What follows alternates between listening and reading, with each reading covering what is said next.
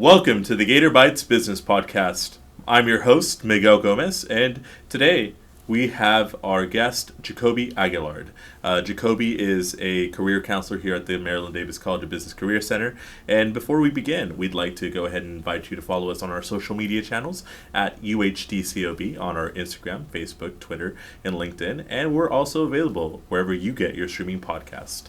Jakobi, welcome to the show. How are you today? Howdy, I'm doing well. And yourself? Pretty good. So tell us, we've brought you here today because there's a lot of events happening on campus. You're the big man on campus, and we'd love to hear about how you ended up here at the Career Center. Yeah, sure, Miguel. I'd love to touch on that. So I started off at the University of Houston. During my undergrad, I actually worked for the main career center at the University of Houston all my years there, all 3 years. And I just loved working with students. I adored being able to help them with their resumes, their cover letters, being able to help them with putting together their LinkedIn. It just felt good because all the times the students would say, I feel like I just know more now. I feel more confident in what I'm doing next. I know what I need to do. And that feeling just kind of stuck with me. I got really involved in my university, and after I graduated, I just thought, I want to continue doing this. So here I am at UHD. Wow, that's amazing. And I had a chance to look at your LinkedIn before we came into our podcast today. I see that you're also a career coach as well. Yes. So, my official title at the University of Houston was Peer Career Advisor. And now here at UHD, I'm the undergraduate career coach and internship coordinator. So basically, the way that UH prepared me for this role was enabling me to interact with students in that way of working with them on their cover letters, resume, helping them a little bit with mock interviewing, and then also doing a few different presentations. Today, in fact, we held our Prepare for the Fair and Suit Up events, wherein we brought in the nonprofits Career Gear and Dress for Success, which help both men and women get prepared with professional attire totally for free. And you can actually get free clothing from them if you come to the Career Center, so that's nice too. But I had the opportunity to present there as well, teach students about, hey, here's how you do your elevator pitch, here's how you approach a recruiter, here's why it's important to bring multiple resumes to the career fair, all of that good stuff. It sounds like you have a lot of hands in terms of being able to prepare the students to have that one chance and that one opportunity to be able to get in front of the employers and for them to seize the moment and be ready. If you're a first-time student here at the Maryland Davis College of Business and you needed to know, where do I start? Where do I begin? How do I prepare for these career fairs and all the events that the Career Center is hosting? Where would you start? Yeah, so if you're to come to the Career Center, it's like first floor, basically as soon as you enter in, facing towards, I think that's Main Street, right, over there. Then we're right there on the left-hand side, and it says right there, College of Business Career Center. Then you come in, we have walk-ins every day. On Tuesdays and Wednesdays, we have late-night walk-ins from 6 to 7 for, I know a lot of our students work, right? Some night owls. Yeah, exactly. And we also have appointments, 30-minute sessions to 40-minute sessions with any of the career coaches, myself, Maxine, Brett, and that would be a great place to start. We would love to get you started on your career, readiness journey, right? Yeah. Even freshmen can come in. It's just so that you can figure out what you're doing, right? So many students come in and they have a major and they're like, okay, I'm an accounting major, but what am I going to do with that? Or I'm a finance major. What am I going to do with that? I've never heard of a BDO. I've never heard of a Deloitte. I've never heard of a PwC. Let's talk about it. And let's see how we can start from knowing not much to, at the very least, feeling prepared, knowing what we're going to do, if not for the next 4 years, for the next 2 to 3 months. That's the perfect opportunity to pivot into our first question for you. We have a lot of career fairs coming up and a lot of events, but the big one, the career fair. What would you have to say in terms of students wanting to land their next opportunity and the role after they graduate? What do they need to come with to be prepared and to be able to seize that moment to land that opportunity in front of the recruiter? In a nutshell, it would go like this. Be prepared, right? They would look things up. Recruiters love it whenever a student takes the time to look up a company, whether that is, just a Google search. Yeah. You can find their financial statements online. You can get notes from the CEO, all of that stuff. And really as important, know what you want, right? So companies will post all of their internship opportunities, their job positions, etc. And you can speak to those recruiters directly and say, I see that you are all hiring for insert position. I'm an insert major and I would really like to learn more about, here are my credentials, etc., etc.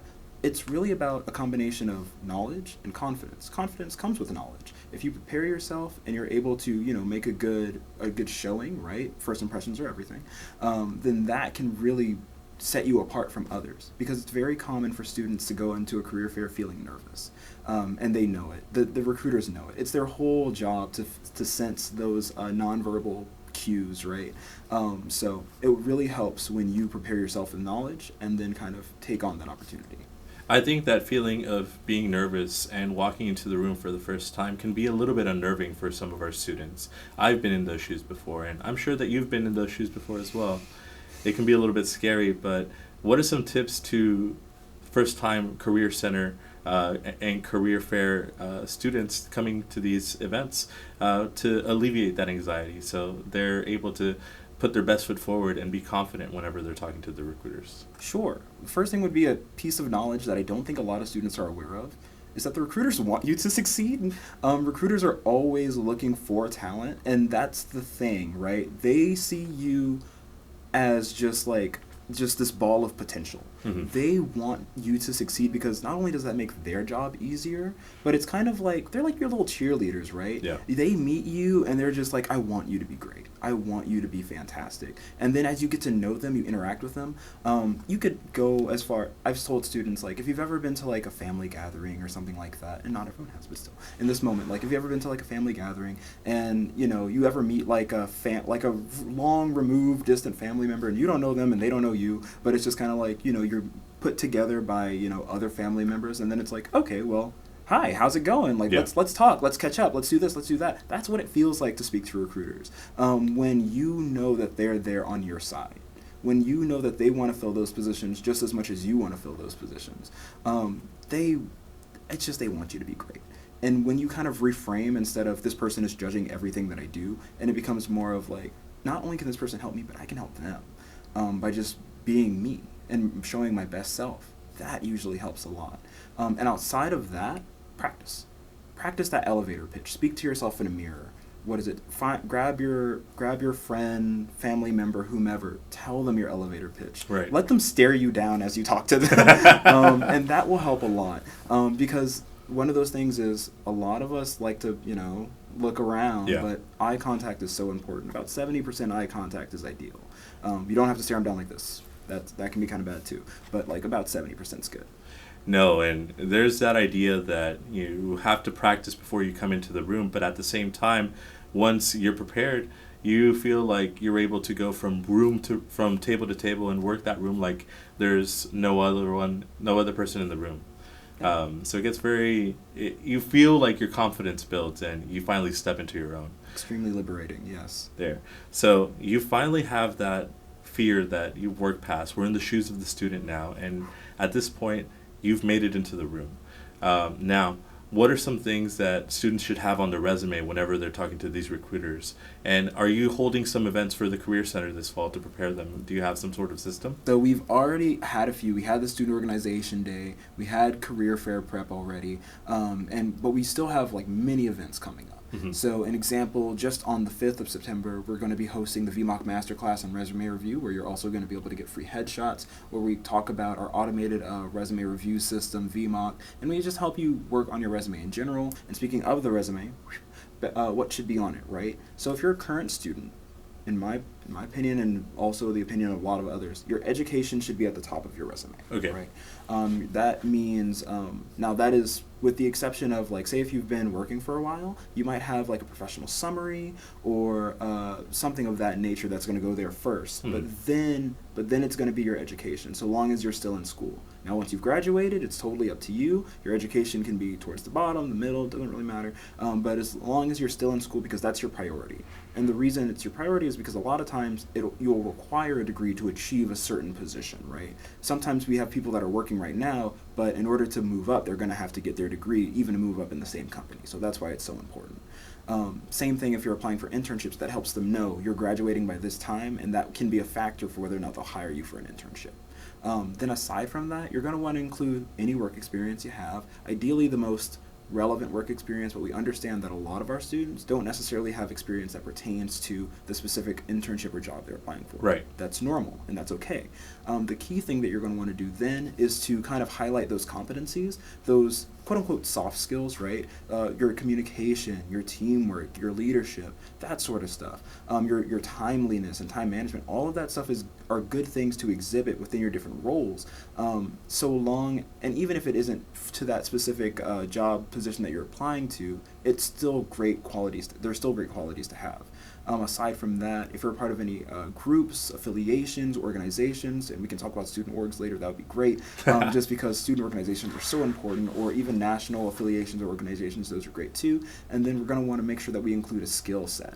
Ideally, we're going to want to include hard skills. Hard skills are going to be like, technical skills, things that can be tested, language proficiency, software proficiency, things of that nature. Meanwhile, we're going to include things like soft skills, usually within the descriptors of your bullet points. So that teamwork, that timeliness, all of that stuff will shine through in the work that you do in your bullets. I think those are all very valid points. And just to add on to that, I had a conversation with an undergraduate today, and I think that this is something that a lot of students are scared of sometimes, but celebrating your own achievements and quantifying how you've made an impact in whatever role you've been in. For example, if you were able to be in a social media role and you increase your followers by X amount of percent, that's something that definitely you should put on your resume, because that way you're quantifying your achievements and it shows that you have a focus on the bottom line. And more often than not, I think that whether it be some cultural connotations or some family backgrounds, we may be a little bit more humble, or we may not have as much confidence to toot our own horns when we've done amazing work. But I think that that's part of the skills that you need to include on your resume in order to stand out as a candidate, to show that you bring something to the table, that you are able to quantify your worth, and at the same time you're able to deliver that success to their organization. And I feel that that's something that we don't talk enough about sometimes. Absolutely true. Quantifying your work on your resume is so important, and that can be things like social media, right? The percentage increase in like the total number of followers. Maybe if you see more engagement, right? You could even talk about like in different roles. An example, as you start to work more and more in different fields, you'll start to be aware of something called I think they're KPIs, key performance indexes, right? That's really big in, I think, it's supply chain, and I think in some MIS positions as well. You'll really start to see how those numbers, those percentages, first of all, foremost, they can get kind of ridiculous, like with the amount of money some people work with, or like the number of, if you have a company that has a lot of employees or workers, those numbers get like imaginary. They're insane. But even past that, it's just being able to express the work that you've done.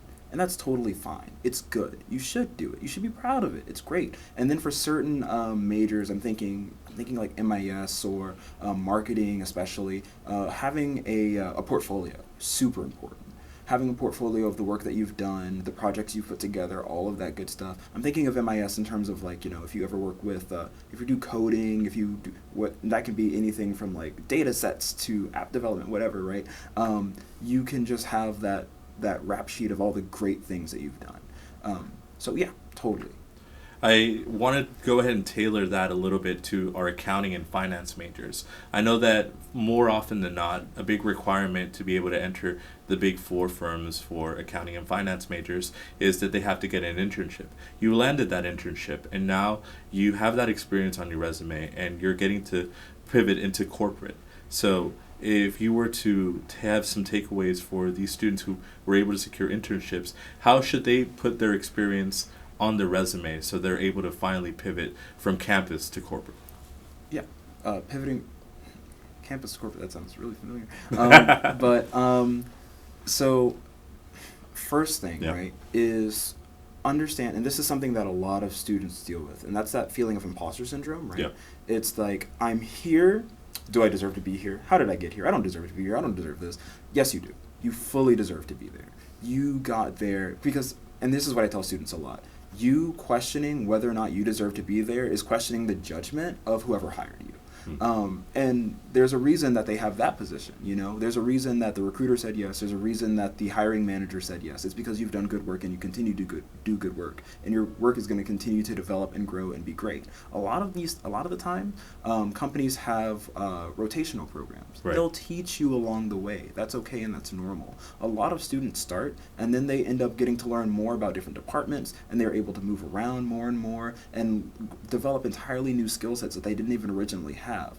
That's fine. That's great. That's normal. You deserve to be there. Feel free to start learning more. You know, a deep dive, right? If you have questions, be inquisitive. Learn more. They want you to take the time. They want you to take the effort. The more you do that, the better. And then as you start to develop more of those skills, you'll start to understand, I really do deserve to be here. Look at where I am versus where I was. Look at how I continue to grow. Look at how I continue to be great. It's a matter of people have this bad habit of comparing themselves to other people. But the main person you should compare yourself to is who you were yesterday, the day before that, a month prior. And that will really put into perspective the greatness you achieve. I like that analogy. It's like you have the blinders on a racehorse, so the racehorse is focused on the finish line. It doesn't matter where you start, but how you finish. And I think that's something that we forget sometimes. And we don't have to always keep up with the Joneses. We get to our goal at our own pace, and more often than not, it doesn't matter about how fast we get there, but it's the journey. So with that being said, this semester is very long, but there's a lot of events that you guys have on campus. Give us a quick rundown of what y'all have going on in terms of programming for the Career Center. Yeah, of course. I'd be happy to. So we've got, of course, the two main career fairs that are going to be happening on the 8th and the 12th. Past that, we're going to be having, speed networking is going to be happening in October, I believe. Mm-hmm. And we're going to be doing the etiquette dinner in October as well. Just a whole host of things. A lot of opportunities to interact with companies, a lot of opportunities to learn a thing or two about, the different organizations. Oh my goodness, I almost forgot. Also in October, we're going to be hosting the Internship Symposium. So for those of you that are looking to learn more about internships, how to achieve them, what it's like and why you should participate in them, as well as wanting to speak to different companies, Fastenal is actually going to be there. It's my recommendation that you kind of make the effort, come on out. A lot of those are going to be happening in October, but we've got a few, like I said, in September as well. If you heard that, I recommend that you rewind it a second because he dropped a hint. There's always hints. That being said, we want to thank you so much for coming on to our podcast today, Jakobi. Please share with us one final piece of wisdom that you would give the students heading into this career fair season. Yeah, absolutely. So if I could say one thing, it would be this. So many people go to this university. So many people. And they are doing their own thing, just trying to get through it, right? Career-based objectives are another thing that we have to do. But when you do them, your effort shows. If you're going to do one thing, it's going to be show up. Show up. Go. I know you're tired. Go to the career fair. I know you're tired. Go to that networking event. I know you're tired. Go be part of that student organization. Students think that student organizations are like 5 hours, 6 hours, 10 hours commitment a week. They're not. Like an hour, a couple hours a week. And then that investment is worth so much more in the long run. Right. Joining those student orgs and having the ability to attend the Alpha conference, the NABA conference, the AMA convention, any of those things, all of those things, that's going to send you on a trajectory for total success. So if you're going to do one thing, it's going to be show up. Wow. Well, we want to thank you so much for coming on to our business podcast. This has been Gator Bytes, the official business podcast of the Maryland Davis College of Business. I'm your host, Miguel Gomez. Our producers were Victor Henson, Ricardo St. Cyrin Duran, and we have a set designer, Evangelina Vasquez. Thank you so much, and don't forget to follow us on our social media channels at UHDCOB. Later.